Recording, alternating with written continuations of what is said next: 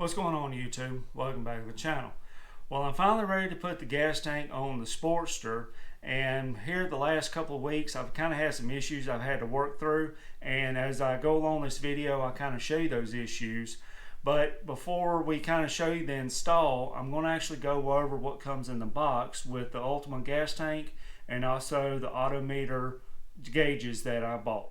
So this is everything that comes in the box for the Ultima gas tank. Of course, you got the gas tank itself, and you kind of have to fill it up on both sides because this isn't actually a hollow gas tank. I think you got a bar right here that's, you know, almost all the way across it. You may have a little spot back here, and then on the back side you have this hose, and I'll show it to you in a minute, where it connects the two sides. As far as mounting the gas tank to the actual motorcycle, you have your front mount right here with the actual bolt that's going to go right here. I may have to kind of get some spacers because this is kind of designed for a 86 or 87 to a 94, and this is a 95. So we'll kind of see. As far as mounting it in the back, you have your actual mount right here that's going to go through and mount it into this hole right here. So the actual back side of the gas tank has a slot where this kind of pushes in, and then you mount it to right here.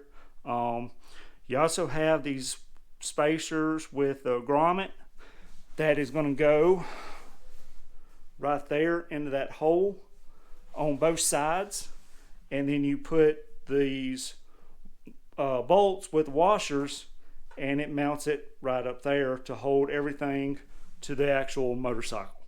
So this is the bottom side of the actual gas tank.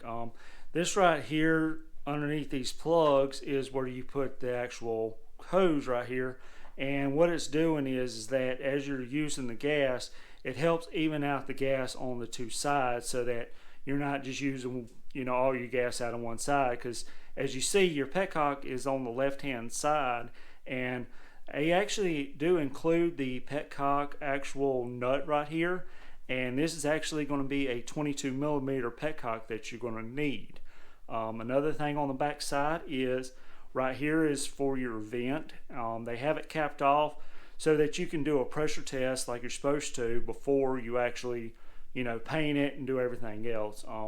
I'm gonna have to try to see if I can get a petcock on this side. I'm still kind of in that process of figuring out what I want to do.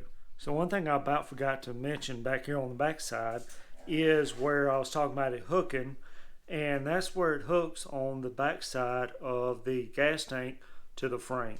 So I kind of wanted to show that to you so you can kind of understand how it hooks with that bracket. So back to the front of the gas tank, they actually include a dash plate right here that is going to go with these two screws through here and mount right up here on the actual gas tank. And then they include a dash cover right here that's got a screw right there that kind of goes through the dash cover and mounts it to the dash plate. Excuse the few modifications I've done for right now. I kind of go over all those here in just a few minutes. But they also include all this hardware for actually moving your key to your actual, you know, your front frame mount right here. But, you know, I've moved mine to the actual primary, so I'm not going to be using any of this hardware. So this right here is everything that comes in the box for the gauges. Of course, you got your gauges, and I think I explained that a little bit to you, but, you know, you got your speedometer up here. You got your odometer right there, and it does have a tripometer. You have your tach down here on the bottom, and then right here on this side you have four little lights. Your oil pressure, your brightness, your neutral, and your turn signals. They include this mount right here with the two nuts right there that screws on to those studs, and then you have your actual, you know, your zip ties to kind of neaten up your wires and your actual connectors for the end of the wires, and of course your instructions. Here's the bottom side of the gauges. You got, you know, about 12 connectors right there that you're going to hook wires to for the different things as far as, all your different functionality for the actual gauges. All right, now that you've seen everything that you can get, let me kind of tell you some of the issues, especially with the description for the gas tank. It just says that it's a FL style dash is what you can get. It doesn't tell you what years, I put right up here the number of years that you have FL style dashes, but it's one of those that, it doesn't really narrow it down. And it wasn't until Saddle Tramp kind of watched my last video, he said, that is a actual shovel head dash plate and dash cover. And so that is the reason why I was having such a hard time with the gauges that I bought. But as you see, I've been able to make some few modifications, and I think I'm still going to be able to make it all work the way I want it to, because this is a newer style gauge for, Evo or twin cam, FL style motorcycle. But that is one of the biggest issues that I was having, is trying to mount the actual gauges to the dash plate and have enough clearance to, connect all the wires and everything else. So let me kind of show you some of the modifications and what I actually had to do in order to get that to actually mount. So as I said, this is actually designed for a FL style dash plate and dash cover for a shovel head, and so the gauges would actually mount perfectly with these two holes, as far out as they are.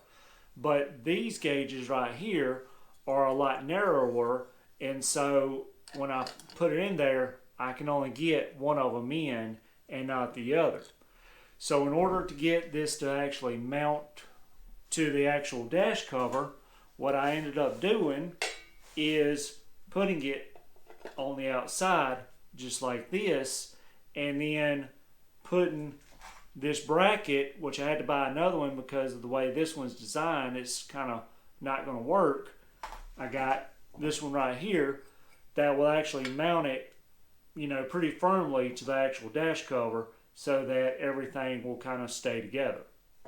So hopefully you can see right there how it's mounted in there. And once I got everything mounted in there, I started running into clearance issues with the actual plate. So you see right here on the top where all of the actual wire connectors go.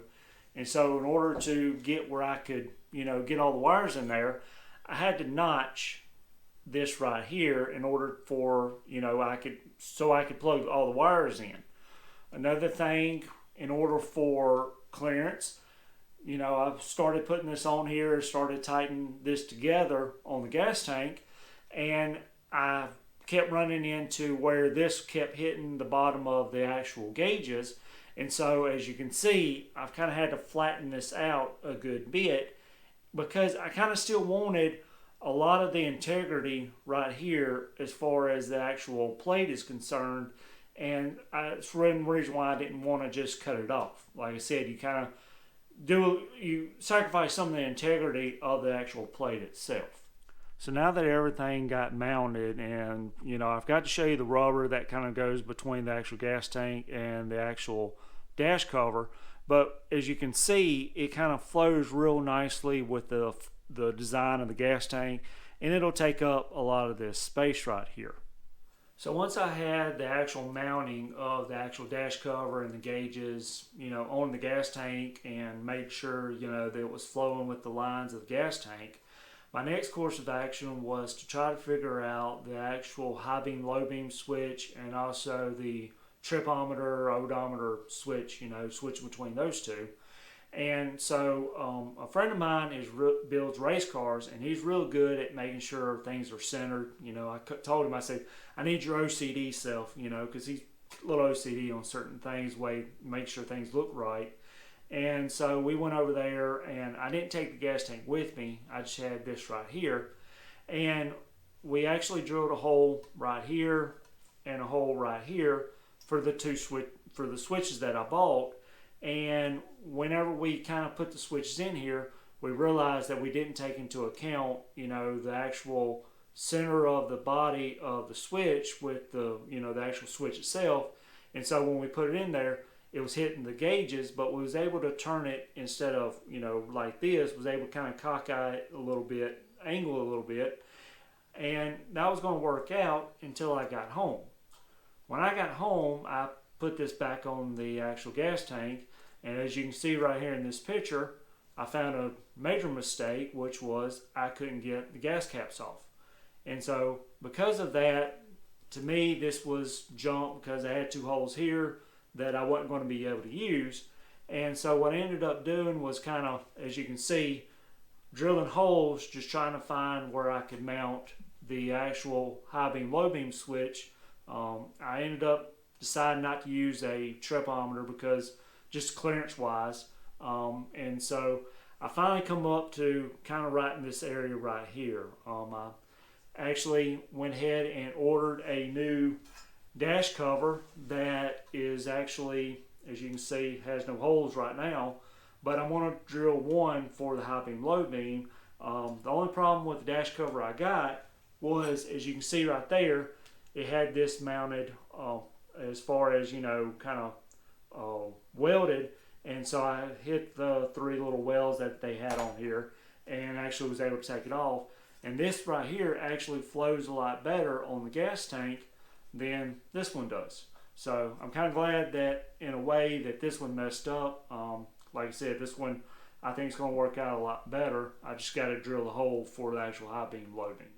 So I was going to do the install on this video, but because of kind of showing you everything that was in the box and then kind of going over some of the issues, I've kind of decided to wait and do the actual install in a separate video. I think I said in the last video that this video is going to be the install, but y'all kind of bear with me. Like I said, I'm just trying to not make these videos so long that, you know, you get bored and everything, but also kind of give you all the information that you need in order to actually kind of do this type of setup if you wanted to do it on your Sportster. But yeah, that's kind of all I got for you in this video. If you enjoyed this video and you thought it was very helpful, please give me a big thumbs up and subscribe down below.